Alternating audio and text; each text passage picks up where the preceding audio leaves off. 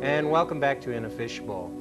I was corrected during our short break there of 2 minutes that we don't call them masseuses anymore, we call them massage therapists. But before we get to that point, we have a little cleanup work. As you know, we're looking for people who, they don't have to be ugly, they just have to be, how do I put it, unkempt? No, people that you think that need a makeover, male or female. We're still looking for them. It's absolutely free. We're going to give them a total makeover and see how they can go from beginning to end. They do it on the Ricky Lake Show, they do it on everything else, but we haven't had a volunteer yet, not one. So we're still looking. You can contact us at the address at the end of the show, or you can contact us at Brandon M,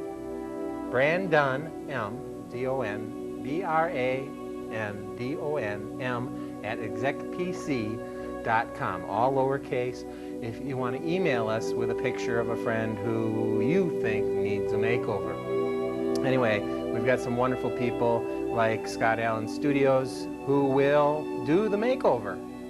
So now let's get to the person that matters at this moment, not me, not anything else, but our massage therapist, RJ.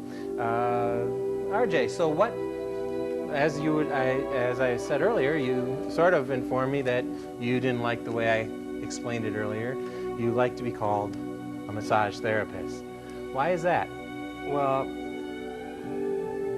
basically, the reason why is because when people go to school for massage, most people that go to school for it now, you know, they spend a lot of time studying and they spend a lot of money on it, and as the field progresses, we're getting to be more and more like in the genre of physical therapists, chiropractors, things like that. So now instead of just saying I'm a masseur, which kind of has a bad connotation to it, because if you hyphenate it like masseur, you know, it's kind of, so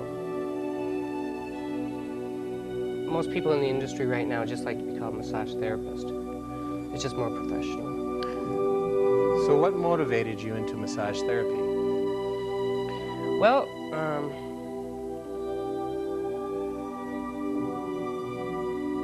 I wanted to be a rock star, but everyone said I would starve. No. No. I've done so many odd jobs and stuff that I didn't feel very fulfilled. And this is something that when my client walks away, I feel they're really happy. You know, they're kind of like, wow, that just blew me away, and that makes me feel good, really good.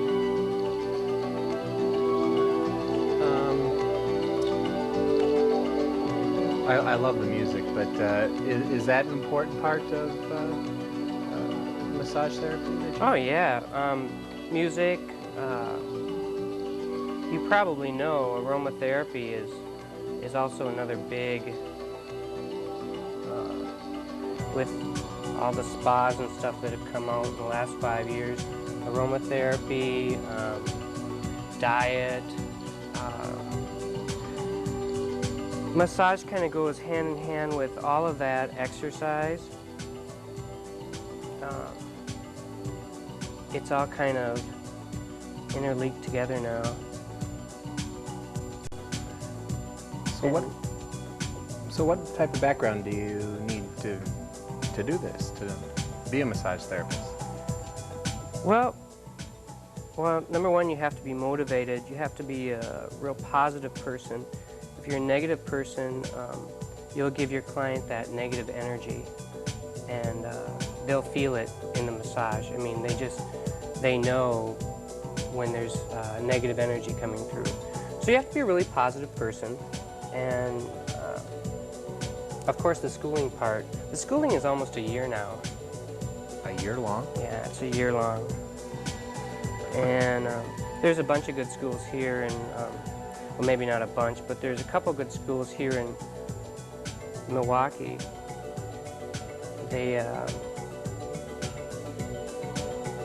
They're international and nationally certified courses.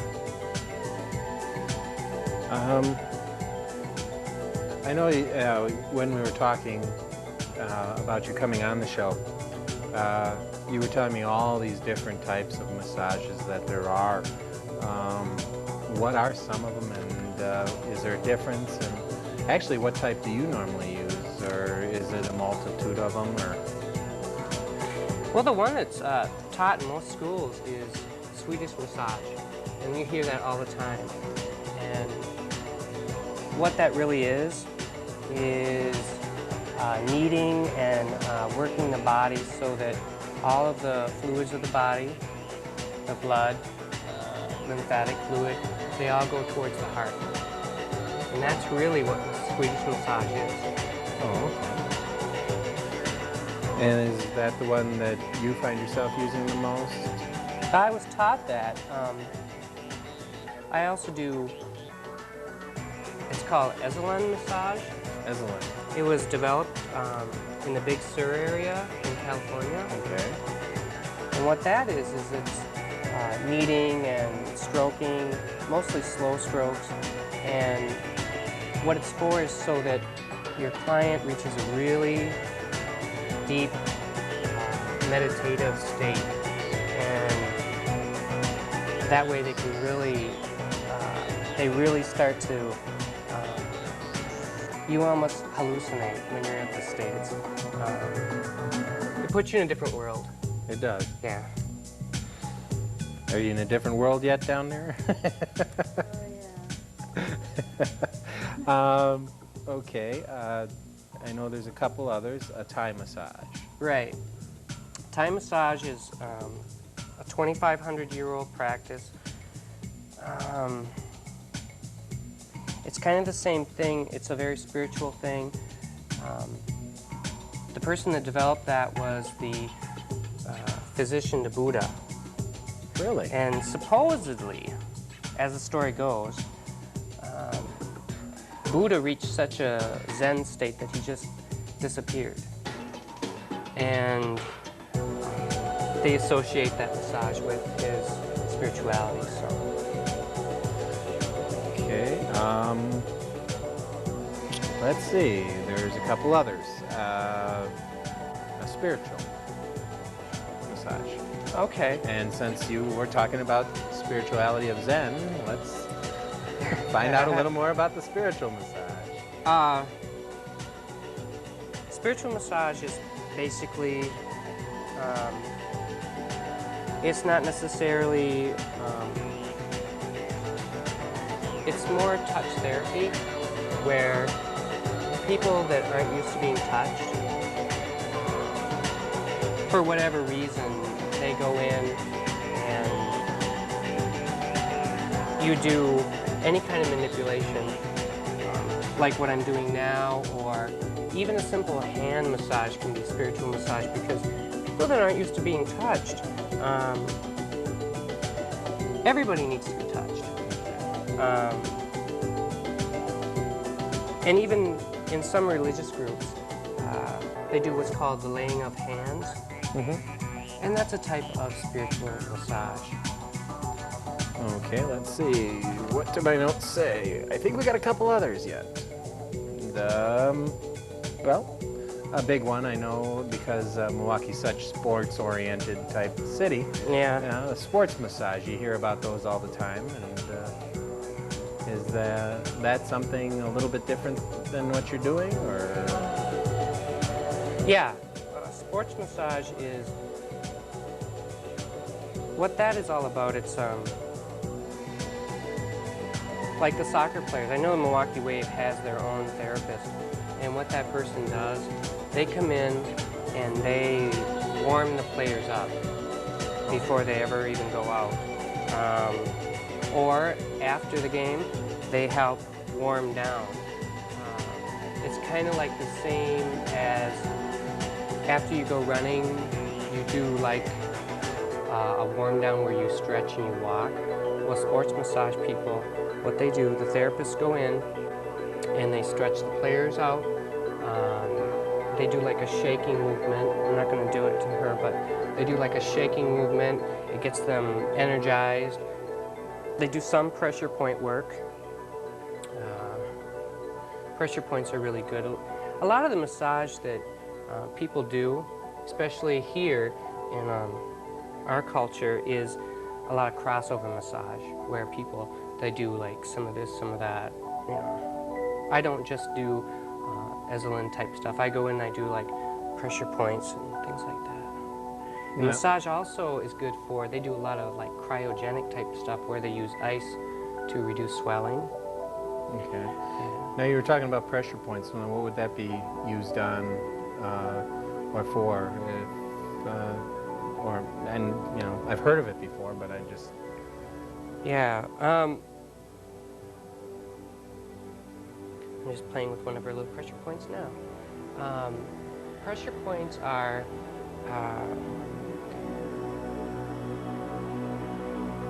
they're places in the body where all the nerves cross. Mm-hmm. So what's happening is your body, when you walk or you run or whatever you do, you burn energy and you create toxins. Okay. The toxins then sit around your nerve endings. The pressure points are where your nerve endings cross, and by pressing on them, you push the toxins back into your system and get rid of them. Okay. Let's see. Well, this is actually a good question. Are there any similarities between massage therapy, physical therapy, and well, what do they call those doctors? Chiropractors. Chiropractors, yeah. Actually, it depends on what group of massage therapists that you're talking about. There's a group called Okazaki, and what they are is they're basically Japanese doctors. In fact, they're not given a medical diploma, but in Japan they're considered practitioners, and they're much more than a practitioner. They're also a dietitian. They're also they're herbologists. They're psychologists. They have to know everything, basically. And it's not something that you learn in a class or something like that. It takes years to become this, and that's why they're given such notoriety in Japan, is because, you know, they spent, you know, if you want to do one of those things here, it would be an 8-year course at the college, so you can imagine how much time they spend perfecting this. Okay.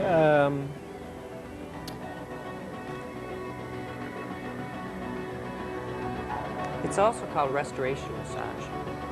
Come to think about it. Oh, okay. That's a simple name for it. Well, I know a lot of people think they want massages or say, oh, gee, I wish I had someone, you know, to give me one. But who can get a massage and who can't? Is there anybody that can't get a massage? Yeah, actually there is.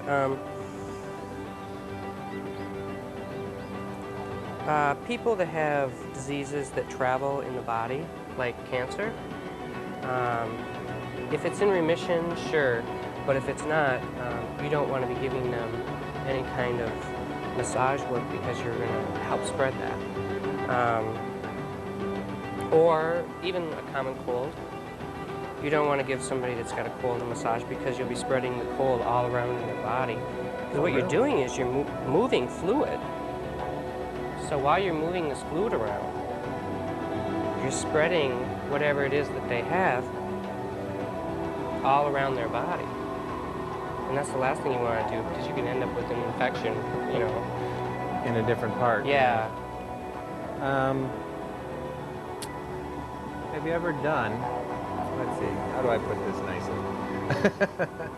But, you know, since we deal with celebrities sometimes on here, have you ever done a celebrity of some sort, or either in the town or around, or?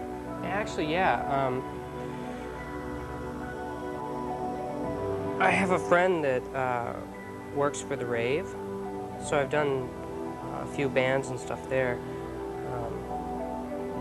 2 months ago, I did the wallflowers, so that's my latest, greatest massage. Oh, you got to massage a wallflower. All of them, yeah. All of them? Yeah. Oh, okay. Well, here's a good one. Since you work so hard at this, who does your massage?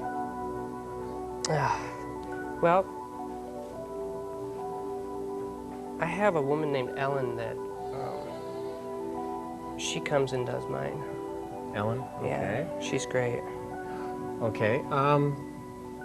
Well, you know, we have these massages and everything, and you know, if say I wanted, or someone down there wanted to go out and get a massage, where could they get more information on it? Where could, you know, they get a hold of you maybe? Well, they could call me at my studio. The name of my studio is Icon, I-C-O-N. I-C-O-N, okay. And they could call me there, and they could call any of the schools in the area. They would have a listing of something near them. In the Yellow Pages, or Yeah. what's the number of your studio, Icon? I mean, we don't want them to work very hard for this. So. It's 221-0099. 221-0099. Yeah. Okay. Icon. Should be easy enough to remember, except I always forget it.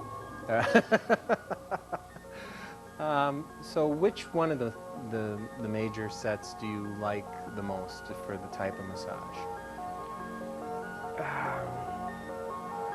Is there one specific one that you like the most, or that you find yourself doing more often?